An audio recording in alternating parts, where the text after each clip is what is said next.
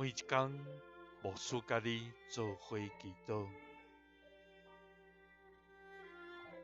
今仔是12月初7，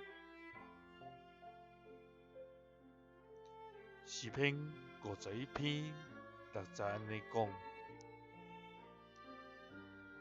你以爱是内心诚实，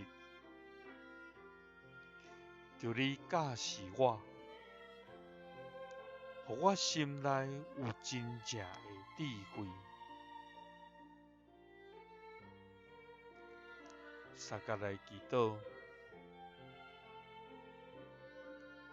伊爱阮内心诚实的天父，阮感谢你。主啊，你是圣洁公义、全无瑕疵的上帝。主啊，阮有做人伫你的面前，是完全无法度躲闪、秘藏。主啊，总是你阁是怜悯疼痛的天父，因为安尼，阮恳求你，照你的慈爱怜悯阮，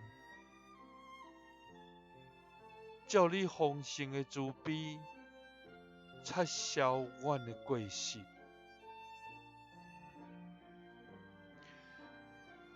主啊，人的心充满诡诈，所行的就诡诈，因为无好树结歹果子，也无歹树结好果子。主啊，求你赐阮清气的心，互阮有换心正直的心，